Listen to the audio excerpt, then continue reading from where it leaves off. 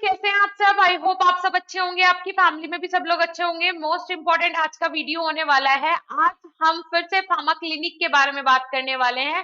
Pharma clinic, pharma clinic, pharma clinic, क्या एक pharmacist clinic खोल सकता है? इसके ऊपर बहुत बहुत बहुत ज्यादा चीजें चलती रहती हैं, क्योंकि क्या है ना, एक फार्मासिस्ट ये हमेशा से ही सोचता है, अगर मैंने जितना भी मेरा एक्सपीरियंस है, मैंने देखा है कि आप फार्मेसी कोर्स कर रहे हो, क्यों कर रहे हो?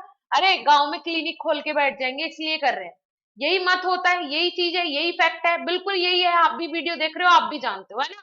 तो एक फार्मासिस्ट का मन होता है अंदर से ही कि भाई वो एक क्लिनिक खोल ले, और उसे फार्मेसी करने के बाद ये अथॉरिटी मिल जाती है। मैंने तो ये ऐसे भी लोग देखे हैं जो कि फार्मेसी करने के बाद डी फार्मा ओनली किया हुआ है। घर के बाहर मेडिकल स्टोर है, ठीक है, जो बाहर से सिर्फ मेडिकल स्टोर खुलेगा, साइड में घर का गेट है, बड़ा सा गेट है घर का, और उसके अंदर पूरा नर्सिंग होम चल रहा है। मतलब कहने का है कि डिलीवरी वगैरह भी वो करवाते हैं, है ना?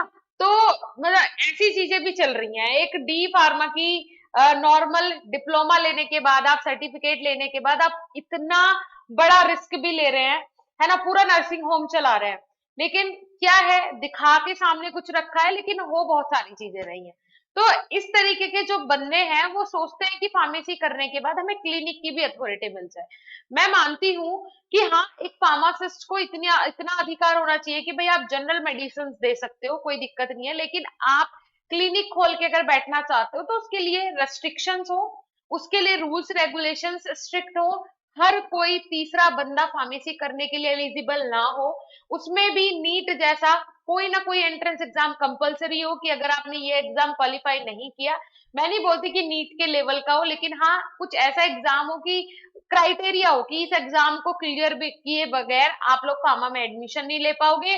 और जब एडमिशन हो जाएगा आपका, तो एग्जिट एग्जाम के बिना आप लोगों का एग्जिट नहीं होगा, आप लोगों को लाइसेंस नहीं मिलेगा, आप लोगों को रजिस्ट्रेशन नहीं मिलेगा, आप लोगों को कोई भी अथॉरिटी, या फिर आप फार्मासिस्ट कहलाने के लायक नहीं होंगे।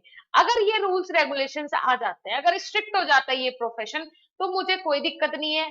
फार्मासिस्ट क्लिनिक खोले, जरूर खोले, मैं इसके खिलाफ नहीं हूं। लेकिन अभी अगर मैं प्रेजेंट टाइम की बात करूं, जैसे कि मैंने सारी चीजों का सर्वे किया, जनरल मेडिसिन के लिए फार्मेसी फार्मासिस्ट जो है वो एप्लीकेबल है।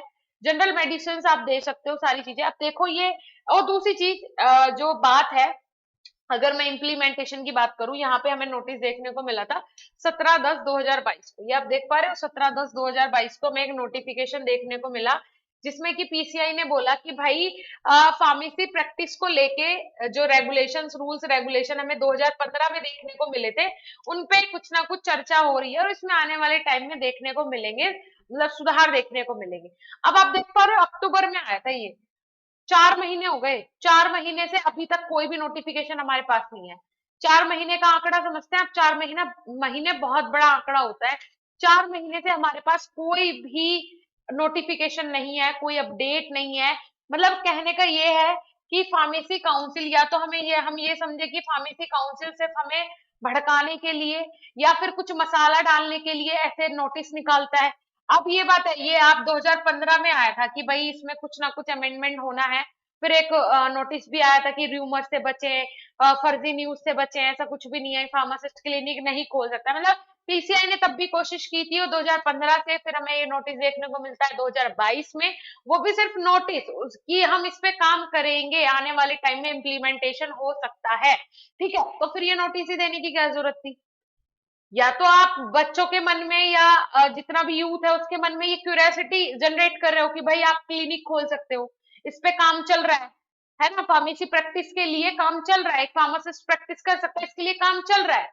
या तो आप उसके मन में ये डाल रहे हो काम चल रहा है और आने वाले टाइम में हो ही जाएगा, लेकिन ऐसा कब होगा, क्या होगा, कैसे होगा, वो किसी को भी नहीं पता, कोई नहीं जानता है ना? अब बात कर लेते हैं, अगर मैं फार्मेसी फील्ड की भी बात करूं, अगर आपको अपने नाम के सामने डॉक्टर लगाना ही है, आपको सर्विस प्रोवाइड करनी ही है, तो वो डी फार्मा या बी फार्मा करके नहीं होगा, वो फार्म डी करके हो जाएगा।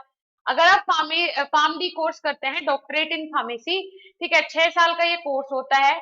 जितना कॉस्ट बी फार्मा करने में आता है, लगभग उससे 2 से 2 से 2.5 लाख रुपए एक्स्ट्रा लगता है। लेकिन हाँ, इसे करने के बाद आप अपने नाम के सामने डॉक्टर लगा सकते हैं, पहली चीज। दूसरी चीज, इसमें जो सब्जेक्ट्स पढ़ते हैं वो ह्यूमन की एनाटॉमी और फिजियोलॉजी भी डीप में पढ़ी जाती है, ठीक है, जिसके रिगार्डिंग आप जब हॉस्पिटल में जाते हैं, अब सरकार ने कर दिया है कि हॉस्पिटल फार्मासिस्ट की वैकेंसी निकलेगी, वो भी क्लिनिकल फार्मासिस्ट की, सॉरी क्लिनिकल फार्मासिस्ट की वैकेंसी निकलेगी, जिसमें कि फार्म डी वाले बंदे एलिजिबल होंगे। आप लोग वो एग्जाम क्रैक करो, हॉस्पिटल में डॉक्टर के साथ बैठो, और अगर डॉक्टर अवेलेबल नहीं है तो आप आराम से ट्रीटमेंट भी कर सकते हैं पेशेंट का। ये अथॉरिटी आपको दी गई है, क्लियर नोटिस निकाला है पीसीआई ने, ठीक है, द गैजेट ऑफ इंडिया में भी आया है, पीसीआई ने भी नोटिस निकाला है, तो आपके पास अथॉरिटी है, आपके पास अपॉर्चुनिटी है। अगर आप फार्मासिस्ट बन के ही सेवा करना चाहते हो तो आप फार्म डी कीजिए, अपने नाम के सामने डॉक्टर भी लगाइए, डॉक्टर लग जाएगा नाम के सामने। तो ये सारे ऑप्शंस भी तो आपके पास अवेलेबल है ना। जरूरी नहीं है कि आप डी फार्मा करके इलीगल काम करें, लेकिन आप लीगली भी फार्मासिस्ट बन के आप ये काम कर सकते हैं, कोई दिक्कत नहीं है। फार्म डी में भी बिना एंट्रेंस एग्जाम के एडमिशन हो रहा है, लेकिन हाँ उसमें ये है कि वह 6 साल तक आप प्रैक्टिकल भी परफॉर्म करेंगे, आपको बहुत सारे ऐसे मेजर और माइनर सब्जेक्ट्स भी पढ़ाए जाएंगे जो कि बहुत जरूरी है ह्यूमन की एनाटॉमी और फिजियोलॉजी समझने में, किस तरीके से ड्रग उसके ऊपर काम करता है, कैसे क्या करना है, सारी चीजें उसमें समझाई जाती हैं। तो आप वो कोर्स कर सकते हो, बी फार्मा कर लिया, बी फार्मा के बाद 2 साल और इन्वेस्ट कर दो, आप आराम से कर लोगे फार्म डी, है ना। तो ये सारी चीजें हैं, लेकिन डी फार्मा करके अगर आप सोचो कि क्लिनिक खोल लोगे आप, तो वो चीजें गलत भी है। आप खुद सोचो, एमबीबीएस वाला बंदा जो कि पहले नीट क्वालिफाई करने के लिए मेहनत करता है, जब से मुझे लगता है कि वो तो 9th-10th से ही मेहनत उसकी स्टार्ट हो गई है, नीट क्वालिफाई करने के बाद वो इतना मोटी रकम देके क्वालिफाई होने के बाद भी 20-25 लाख रुपए लगते हैं बंदे के, वो करेगा, फिर करने के बाद वो जब जाके इंटर्नशिप करेगा, इंटर्नशिप करने हर रोज उनका प्रैक्टिकल होता है, ठीक है, हर रोज वो लोग प्रैक्टिकल करते हैं, हर रोज सारी चीजें सीखते हैं, तो उनसे हम अपने आप को कंपेयर नहीं कर सकते, मैं खुद नहीं कर सकती हूँ, ठीक है। मैं सभी एमबीबीएस कैंडिडेट्स की या फिर जितने भी कोर्सेज हैं डॉक्टरेट वाले, सबकी मैं बहुत रेस्पेक्ट करती हूँ, तो उनसे हम अपने आप को कंपेयर नहीं कर सकते हैं, कोई भी कंपैरिजन है ही नहीं।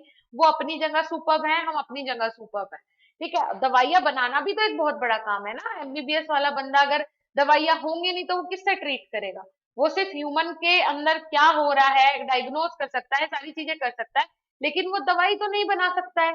दवाई बनाने की क्वालिटी एक फार्मासिस्ट के अंदर है, लेकिन वहां पे क्यों अभी जो पीक था वहां से क्यों एकदम हट गया है, वो इसलिए हो गया है क्योंकि आज के टाइम पे आप लोग भी देख रहे हो, गांव देहात में भी अगर कोई बच्चा है तो वो क्या करता है, हर तीसरा बच्चा, हर चौथा बच्चा जिसने 12th में कुछ नहीं पढ़ा, लेकिन हाँ फार्मेसी करवा दो इस बच्चे को।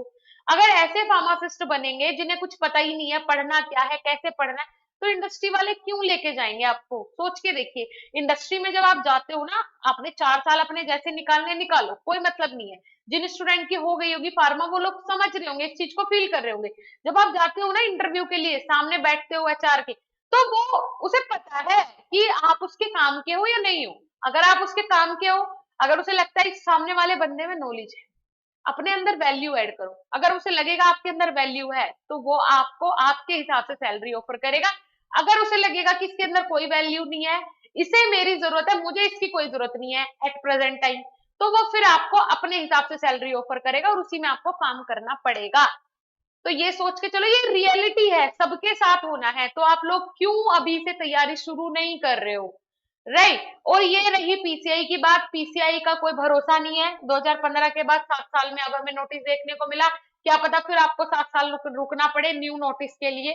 तो किसी पे भी भरोसा मत करो, अपनी क्वालिटी, अपनी क्षमता के ऊपर निर्भर रहो कि मेरी ये क्षमता है, मैं इस क्षमता के साथ ये कर सकता हूँ, ठीक है।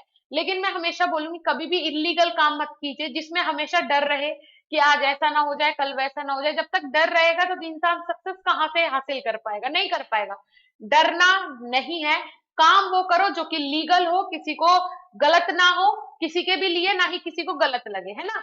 और जरूरी भी है, बिकॉज हम नहीं कंपेयर कर सकते हैं एक डॉक्टर से खुद को, क्योंकि एक फार्मासिस्ट, आप बेधड़क होके कोई दवाई का इन्वेंशन कीजिए, बेधड़क होके दवाइयां बनाइए, कोई नहीं रोकेगा, लीगल, क्योंकि एक फार्मासिस्ट का अधिकार है, वो काम है एक फार्मासिस्ट का, है ना। तो आई होप मेरा ये वीडियो आपको बहुत अच्छा लगा होगा। अगर आपको डॉक्टर बनना ही है, अपने नाम के सामने डॉक्टर लगाना है फार्मेसी कोर्स करके, तो आप फार्म डी के साइड जाइए, बिल्कुल जाइए। अगर आप वो कर लेते हैं, नाम के सामने भी डॉक्टर लगेगा, हॉस्पिटल में एज अ डॉक्टर आप ट्रीटमेंट भी दे सकते हैं, कोई दिक्कत वाली बात नहीं है, ठीक है जी। चलिए, सो मिलेंगे नेक्स्ट इंफॉर्मेटिव वीडियो के साथ स्टूडेंट्स, तब तक के लिए धन्यवाद, नमस्कार।